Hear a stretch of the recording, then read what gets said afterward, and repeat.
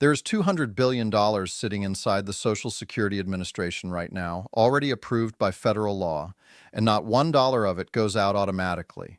It only gets paid to people who ask for it by name, and most of the people who qualify have no idea they are one of them.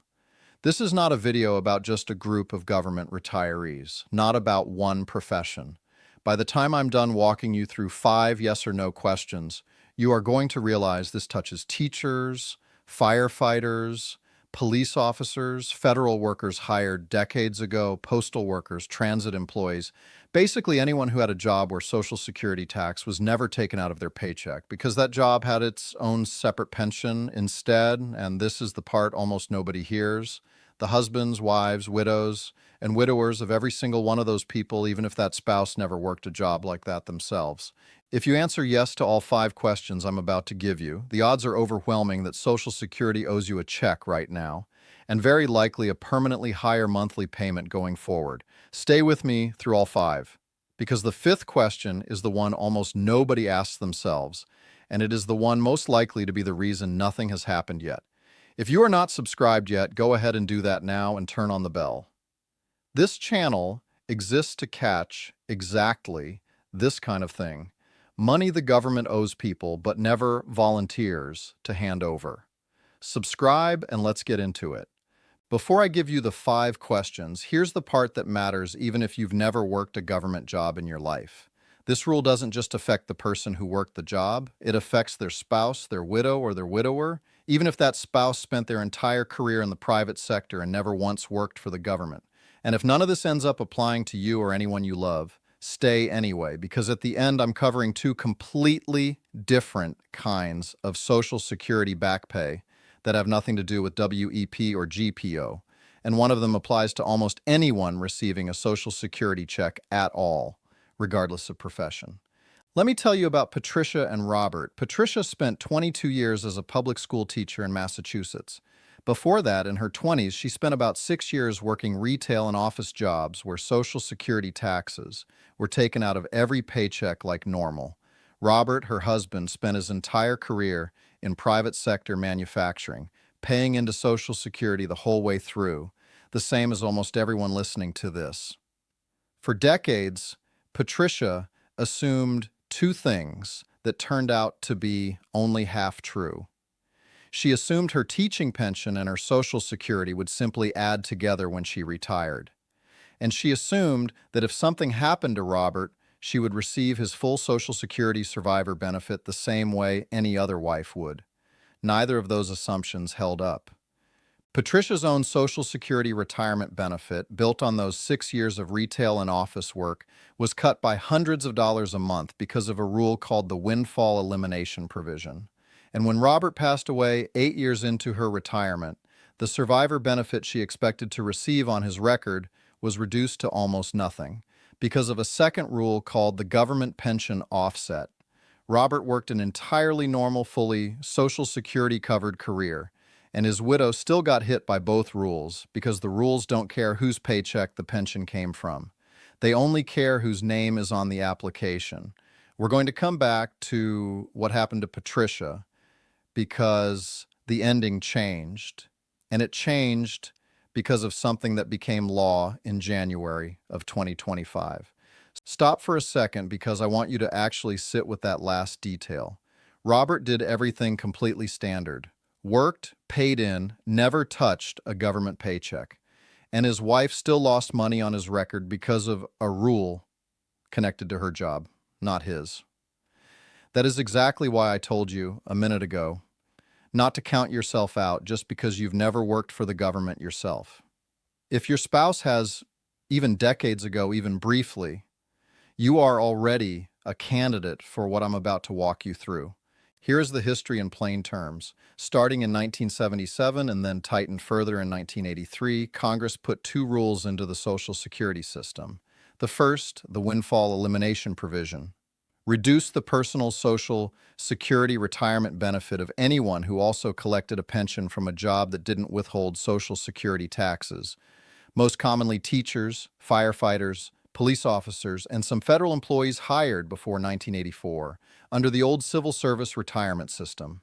The reduction averaged around $480 a month, and for some people it ran even higher, and it never adjusted back. Pause on that for a second, because almost everything else in the Social Security system gets adjusted for inflation every single year through the cost of living increase. This number never did. $480 in 1983 and $480 today were treated as the exact same penalty, even though everything around it kept rising. Every single month for the rest of their retirement, the people hit by this rule collected less than they had actually earned, and the gap between what they were losing and what inflation was doing to everyone else only got wider with time. The second rule, the government pension offset, went after spousal and survivor benefits specifically. If you were entitled to a benefit based on your spouse's Social Security record, and you also received a government pension from non-covered work yourself, that offset reduced your spousal or survivor benefit by 2/3 of your own pension amount. For a huge number of widows and widowers, 2/3 of their pension was larger than the entire spousal or survivor benefit they were owed, which meant the offset didn't just shrink the benefit, it wiped it out completely. Roughly 800,000 widows and widowers had their entire survivor benefit eliminated this way. Not reduced. Gone. For more than 40 years, this stayed exactly the way it was. Hundreds of bills were introduced in Congress to repeal both rules. Teachers' unions, firefighter associations, and federal employee groups lobbied every single session, year after year, decade after decade. Nothing passed until the Social Security Fairness Act was signed into law in January of 2025. Both rules were eliminated completely, not phased out, not reduced gradually, eliminated outright, and the repeal was made retroactive all the way back to January of 2024. That means Social Security owes every single person affected by either rule the difference between what they actually received and what they should have received, going back over a full year, paid as a lump sum, plus a permanently higher monthly check going forward. Pause that thought for a second, because here's the number that should be sticking with you. The average lump sum back payment issued under this law so far has been around $6,700. The average permanent increase to the monthly benefit has been around $360, which works out to over $4,000 more every single year for the rest of that person's life. For widows and widowers whose entire survivor benefit was wiped out by the offset, the back payment runs significantly higher, with some cases topping $22,000 in retroactive pay alone. Now here's the problem, and it's the entire reason this video exists. Social Security has over 4 million individual accounts to correct, and they are working through them in batches. If your case is sitting near the bottom of a batch, nobody calls you to tell you that. Nobody sends a letter explaining the delay. You just keep collecting the old, reduced amount month after month with no indication anything is wrong, while the money you're actually owed sits in a federal processing queue. So let's get to the 5 questions, because these are exactly the questions that tell you whether you're one of the people still waiting. Question 1. At any point in your life, did you or your spouse, including a spouse who has since passed away, work a job where Social Security taxes were not taken out of the paycheck? This most commonly means teaching, firefighting, police work, or federal civil service work that started before 1984, but it also covers some state and local government positions, some employees of certain international organizations, and a handful of other non-covered pension systems. Notice the wording. You or your spouse. If you answer yes because your late husband or wife did this kind of work, even if you personally never did, that still counts. Question 2. Did that same person, you, your spouse, or your late spouse, also work other jobs at some point, even briefly, even decades ago, where Social Security taxes were withheld normally? Patricia's 6 years in retail and office work before teaching is a perfect example. Almost everyone who spent any meaningful chunk of their career in a government pension job still picked up a few years of regular Social Security covered work somewhere along the way, whether in their teens, in college, or in an earlier job before they switched careers. Question 3.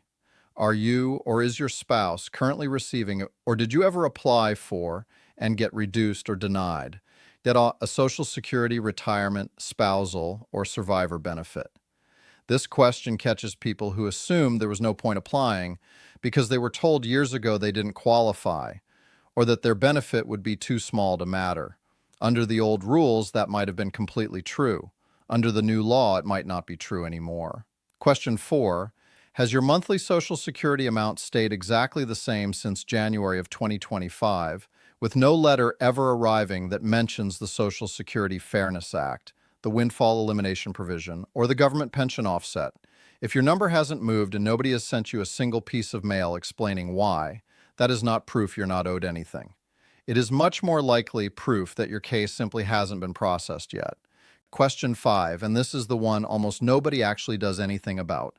Have you not yet personally picked up the phone and called Social Security to ask, specifically, whether your account has been corrected under this law? This is the question that exposes the real gap. It is not usually a question of whether someone qualifies. It is a question of whether they have actually asked. If you answered yes to all 5 of those, you are very likely sitting on money right now that has already been approved by law and is simply waiting in a queue with your name on it. Here's exactly what to do about it. Call Social Security directly at 1-800-77-2-1213. When an agent answers, say this sentence specifically: I want to verify whether my account has been fully corrected under the Social Security Fairness Act for the Windfall Elimination Provision or the government pension offset. That exact phrasing tells the agent precisely which system to check. They will tell you whether your case is closed, pending, or hasn't been assigned to a batch yet.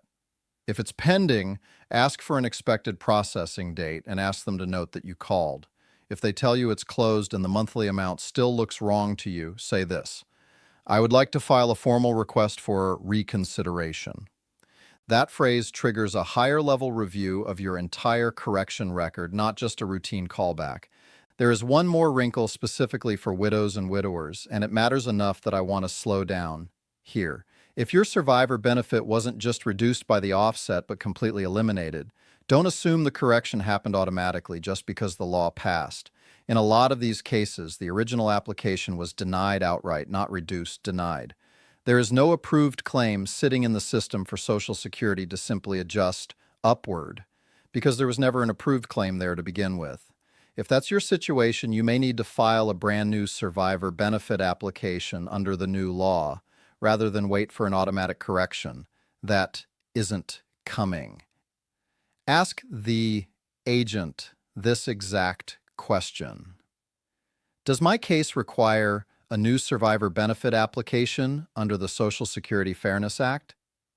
That single question is often the difference between collecting the full amount owed and watching it sit unclaimed indefinitely. I want to bring this back to a man named Frank for a second, because his situation shows the widower side of this just as clearly as Patricia showed the widow side, and it shows a slightly different path than the one I just described. Frank's wife, Eleanor, was a federal employee hired in 1981, years before the newer federal retirement system existed, which put her under the old civil service system the whole way through her career. When Eleanor passed away, Frank applied for a survivor benefit on her Social Security record and was approved, but the offset from her federal pension reduced his monthly amount down to almost nothing. He accepted that answer and moved on, the way most people do, because the person telling him was an actual government employee and the math, on paper, was correct under the rules that existed at the time. After the new law passed, Frank didn't immediately think to call back, because nobody told him the rules had changed underneath the decision he'd already accepted years earlier. It wasn't until his daughter saw a news segment about the repeal that she called Social Security on his behalf and asked the exact verification question. Since Frank already had an approved claim on the books, his case wasn't a denial that needed a new application. It was a reduced approval sitting unprocessed in a batch with no expected date attached. His daughter asked for the reconsideration review on the spot, and weeks later his monthly survivor benefit was corrected, with a retroactive payment covering more than a year of expenses he'd been quietly stretching to cover. Now let's go back to Patricia, because I told you the ending changed. After the Fairness Act passed, Patricia called Social Security, asked the exact verification question, and found out her case was sitting in an unprocessed batch. Her own retirement benefit, the one reduced for years by the Windfall Elimination Provision, was recalculated and increased. And on Robert's record, since her original survivor claim had technically been approved at a reduced amount rather than denied outright, the correction applied automatically once her case was processed, raising her survivor benefit and issuing a retroactive lump sum covering the period since January of 2024. Patricia didn't do anything complicated. She made one phone call and asked one specific question. That's the entire difference between money that stays buried in a processing queue and money that lands in an actual bank account. Now, if you answered no to question one, because neither you nor your spouse, living or deceased, has ever worked a single day in a job connected to a non-covered pension, I want to keep my promise from the beginning of this video and give you 2 minutes on Backpay that has nothing to do with anything I just explained. The first is far broader than WEP or GPO. Social Security calculates your retirement benefit using your highest 35 years of earnings, and that calculation is only as accurate as the earnings record your employers reported, sometimes going back to the 1970s or earlier. If even 1 or 2 years are missing from that record, your benefit is permanently smaller, and nearly half of all earnings record errors in the system are never corrected, simply because nobody ever goes back and checks. You can pull up your full earnings history at ssa.gov right now, and look for any year that shows $0 when you know you were working. The second applies specifically to widows and widowers, regardless of profession. Many surviving spouses claim a survivor benefit at age 60 without ever being told they can claim that benefit first and switch to their own larger retirement benefit later, once delayed retirement credits make their own record more valuable.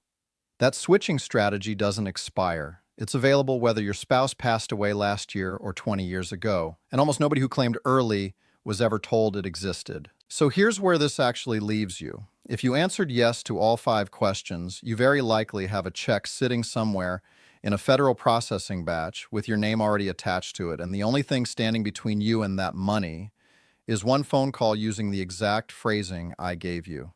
If you answered no, because none of this connects to you or your spouse, you still walked away with 2 completely different things worth checking today: an earnings record that might be wrong, and a survivor benefit strategy that might be sitting unused. Either way, nobody at Social Security is going to call you first. The law already says the money is yours. Claiming it is the only step left, and it's the one step the system is quietly betting you won't take. Send this video to someone in your life who spent any part of their career working for a school, a fire department, a police force, or the federal government, and to anyone you know who is a widow or a widower, regardless of what their late spouse did for a living. One share, one phone call, and a check that's already been approved by law could finally reach the person it was meant for. That's what this channel is here to do. I'll see you in the next one.